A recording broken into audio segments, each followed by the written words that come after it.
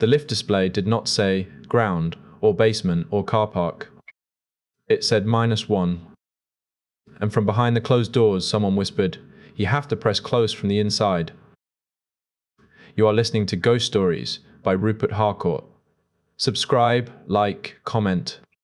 Tonight, 3 original stories about lifts that stop at floors no one built, a department store service lift after closing, a station platform that is not on any map, and a block of flats with one button hidden beneath the others. The first story is called The Service Lift. Mara worked nights at a department store that had been dying for years. By day, the place still pretended to be grand.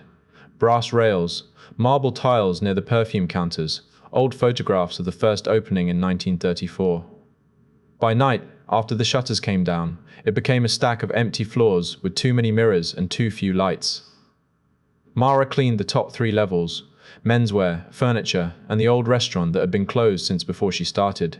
The restaurant was still set up as if customers might return, tables under dust sheets, a bar with no bottles, a painted sign above the door that said, in gold letters, morning room. At 1020 every morning, she took the service lift from furniture down to the staff corridor. It was not a public lift. It was wide, grey and ugly, with rubber walls and a metal floor scratched by years of delivery trolleys. It had 4 buttons: ground, 1, 2, 3. No basement, no roof, no hidden service level. The first time it went somewhere else, Mara thought she had fallen asleep standing up. She had been mopping the corridor beside beds and mattresses. The mannequins from menswear had been moved there during a refit, lined up in their shirts and jackets, their blank heads turned toward the lift doors. The button lit. The doors opened.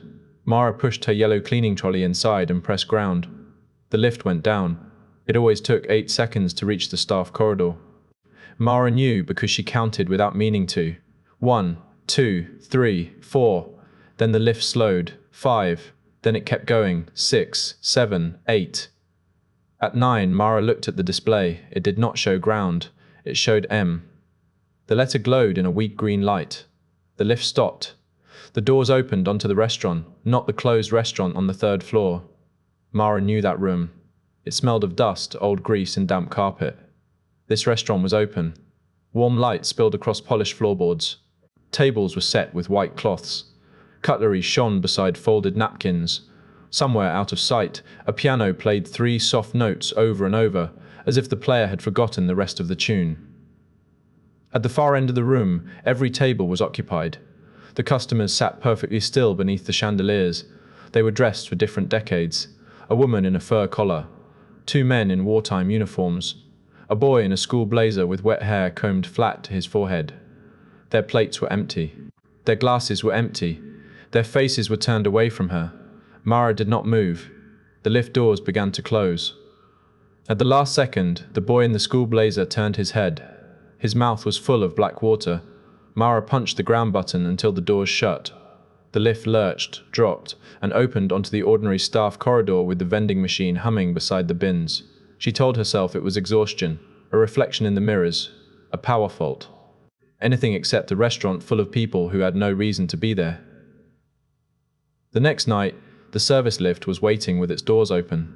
Mara almost took the stairs, but the stairs meant carrying the mop bucket down 3 floors, and fear is often weaker than tiredness until the thing you fear moves. She stepped in. The lift went down. At 8 seconds, it should have stopped. At 9, the display changed to M. Mara slapped the stop button. Nothing happened. The doors opened. The morning room waited. This time, 1 table near the lift had been laid for her. 1 chair was pulled out. A name card sat beside the plate. Mara Bell. She backed into the lift wall. From the restaurant, the woman said, "We kept it warm." Every customer turned, not quickly, not with surprise. They turned like people in church being told to rise. Their faces were pale and slack. Their eyes were shut. Every one of them had water running from the corners of their mouths down their chins onto their collars. The boy in the blazer lifted a hand and pointed behind Mara. She looked into the scratched steel of the lift wall and saw a reflection that was not hers. There was a man standing beside her cleaning trolley. He wore the same grey store uniform the old photograph showed in the staff hallway. His hair was parted with oil. His neck was bent at an angle that made his head rest almost on his shoulder. "Do not eat," he whispered. The doors closed on the restaurant. Mara did not wait for morning. She left the trolley in the lift and ran down the staff stairs, out through the loading bay, and across the rain-dark car park. The following afternoon, she asked the oldest security guard about the morning room. He gave her the look people give when a story has been waiting for a new listener.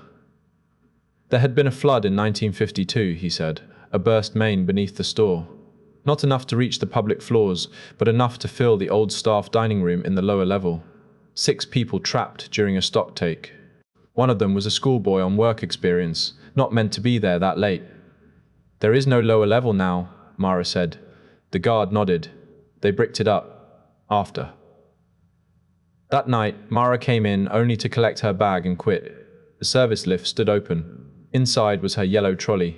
On it sat a clean white plate, a folded napkin, and a glass filled to the brim with black water. The display above the doors showed M from somewhere below the building. The piano played 3 notes. Then the lift doors slid shut, and a wet little voice from inside said, "Her table is ready." The second story is called Beneath Platform 4. Elliot missed the last train because he stopped to buy coffee. That was the part that stayed with him afterwards. Not the dead phone, not the empty concourse, not even the woman on the wrong platform. The coffee. He had been working late in Manchester and had to change at a small interchange station on the edge of town. By the time his first train arrived, the boards were already thinning out. Delayed. Cancelled. Final service. Platform 4 was reached by a footbridge or by the glass lift near the ticket barriers. Elliot had a suitcase with 1 broken wheel, so he took the lift. It smelled of rain, old newspapers, and the sharp metal tang of brake dust. He pressed 4. The lift rose halfway, stopped, then sank. Elliot frowned at the display. The number 4 flickered. For a second, it became a symbol he did not recognize, something like a backward 7 crossed with a line. The doors opened. He was not on platform 4. He was below it. The platform was narrow, low-ceilinged, and tiled in cream and green, the kind of tilework you see in stations that have been modernized around an older bone. There were no adverts, no digital board, no yellow safety line, just a single black sign that read Platform 4B in peeling white letters. The air was warmer than it should have been. At the far end, beyond a row of iron pillars, a woman stood with her back to him. She wore a red raincoat and held a paper ticket in one gloved hand. Elliot stayed inside the lift. "Excuse me," he called, "does this go to Platform 4? The woman did not turn. Over the speakers came a burst of static, then a man's voice, old and formal. "The delayed 2347 service is now arriving at Platform 4B. Passengers are reminded not to board if they have already reached their destination." Elliot looked at his watch. There had not been a 2347 on the boards. Wind moved along the tunnel, not ordinary tunnel wind. It came in pulses, warm and damp, like breath pushed through a throat. The woman in red lifted her ticket. The track began to hum. Elliot pressed ground. The button did not light. The lift doors tried to close, then bounced open again as if held. The woman turned her head slightly, not enough to show her face.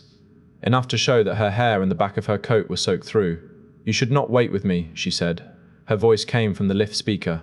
Elliot stepped back so hard his suitcase tipped over. Headlights appeared in the tunnel. They were too low, too close together. The sound was wrong as well. Not a train clattering on rails, but many hands dragging along the tiles. The woman in red walked to the edge of the platform. Elliot shouted for her to stop. She turned then. Her face was covered by a paper ticket, pressed flat to her skin as if it had been pasted there wet. On the ticket, in purple ink, someone had stamped one word: "Return." The headlights reached the platform. Only the sound of doors opening. All along the empty track, invisible carriage doors hissed apart. Warm air rolled over Elliot's shoes. He heard people inside, shifting, coughing, whispering apologies as they made room. The woman in red stepped forward and vanished. The lift doors closed. This time, the ground button lit by itself. When Elliot reached the concourse, the station was almost empty. The coffee kiosk was locked. His cup was still in his hand, but the coffee inside was cold enough to have been sitting there for hours. He found a night cleaner by the ticket machines and asked about Platform 4B. The cleaner did not answer at first. Then she said, "You saw the red coat?" There had been a platform under Platform 4 once, she told him. It was not a passenger platform by then. It was a mail and parcels level, closed before most of the staff were born. In the winter of 1979, a woman had been seen on the CCTV going down in the lift after the last service. She had argued with someone earlier, no one knew who. She was never filmed coming back up. 3 weeks later, they found her suitcase behind a bricked service door. They did not find her. Since then, people sometimes missed their train and found another one. "Where does it go?" Elliot asked. The cleaner looked at the glass lift. Back to the night they were meant to leave. Elliot decided to wait outside for a taxi. As he crossed the concourse, the lift descended without anyone inside. The display showed 4B. The doors opened. His suitcase was in there. He had left it on the platform below. It stood upright in the center of the lift, broken wheel turned neatly toward him. On top of it lay a paper ticket, wet at the edges. Elliot did not pick it up. The tannoy crackled. "Passenger Elliot Marsh," said the old formal voice. "Your return service is now ready to board." Behind him, from the ordinary platform above, a train pulled in with all its windows dark. The final story is called "The Lift Stopped at Floor -1." The lift in Rowan House had 13 buttons, but everyone only talked about 12, ground through 11. That was all the block had. A flat roof, no basement, no underground parking, no plant room underneath. The council plans showed piles, drainage, service ducts, and nothing else. But if you ran your finger along the metal panel beneath the ground button, you could feel a square that was colder than the rest. Lena found it on her 3rd week in the building. She had moved into flat 8C after a separation and told herself the tower would only be temporary. The corridors smelled of boiled food and laundry powder. The windows in the stairwell had wire glass. The lift juddered between floors as if remembering each stop with resentment. On a Friday night, Lena came home carrying 2 bags of shopping and a headache. The lift was waiting at ground. Inside, someone had scratched a line of words into the panel beneath the buttons. "Do not press what is not there." Lena stared at it. Then, because she was tired and irritated and alone, she touched the blank square beneath ground. A button appeared, not lit, not sliding open, not mechanical. It simply became visible under her fingertip, as if the metal had remembered it. -1. The lift doors closed. Lena jabbed 8. Nothing happened. The -1 button glowed amber. The lift went down. It dropped past ground with a long, soft sigh. The cables above made no sound. The air changed first, growing colder and damp enough that Lena could smell soil. The display changed from G to 1. The doors opened on a corridor that should have been underground. It had the same concrete floor as the stairwells, the same cream paint, the same cheap ceiling lights. But the corridor was too long for the footprint of the block. It stretched left and right until both ends were lost in shadow. Every door along it had a flat number. 8C was directly opposite the lift. Lena did not step out. The door to 8C was painted the same blue as hers, same brass number, same little dent near the handle where she had dropped a box on move-in day. From behind it came the sound of her kettle boiling. Then her own voice called, "I won't be long." Lena held her shopping bag so tightly one handle split. The lift doors began to close. Something knocked on the inside of flat 8C. Once, then twice. Then a woman's voice, also hers but older and hoarse, said, "Please, I pressed it by mistake." The doors shut. The lift rose. When Lena reached the 8th floor, she ran to her flat and unlocked it with shaking hands. The kettle was cold. Her rooms were empty. On the kitchen counter sat one item from her shopping that she knew had fallen in the lift, a tin of tomatoes, dented on one side and wet with condensation. For the next week, she took the stairs. That should have ended it. But buildings learn who is afraid of them. They wait for that person's ordinary moment. It happened again when her neighbor, Mr. Adeyemi from 8A, asked her to help carry a parcel upstairs. He was 78, proud and kind in a formal way. He called everyone by title. Miss Lena, Mr. Patel, Mrs. Finch. "Only to 8, he said. "The stairs are too much today." Lena did not want to tell him about the hidden button. She stood in the lift with him, one hand over the lower panel, as if she could hide it from the building. The doors closed. Mr. Adeyemi pressed 8. The lift went down. Lena looked at him. He was staring at the panel. The -1 button was glowing through her fingers. "Do you know this floor?" she whispered. Mr. Adeyemi's face had gone very still. "I was the caretaker here," he said, "before I retired." The lift stopped. The doors opened on the impossible corridor. This time, there were people standing outside every door. They were residents of Rowan House, but wrong. Some Lena recognized from the lobby, some she had seen in faded photographs on memorial cards by the postboxes. All of them stood silently, facing the lift, holding small objects in their hands. A hairbrush, a child's shoe, a packet of cigarettes, a cracked mug, a birthday card. Things people lose, forget, or leave behind when they do not come back. Opposite the lift, the door to 8A opened. Inside was a younger Mr. Adeyemi in a brown caretaker's coat, kneeling on wet concrete. He was crying. Beside him stood a little girl with her hand on his shoulder. Mr. Adeyemi made a sound like air leaving a punctured tire. "Mina," he said. The girl looked up. She was perhaps 7, yellow dress, white socks, hair in 2 bunches. She smiled at him as if he had only been gone a minute. Lena grabbed his sleeve. "Do not go out." But he was already moving. The residents in the corridor lifted their objects at once, not to offer them, to show what the floor had kept. Mr. Adeyemi stopped with 1 foot over the threshold. The little girl in the doorway changed. Her smile stretched too wide. Her eyes filled with the amber light of the lift button. Behind her, in the flat that was not a flat, something huge shifted in the dark. It sounded like a building settling, except the sound came with breath.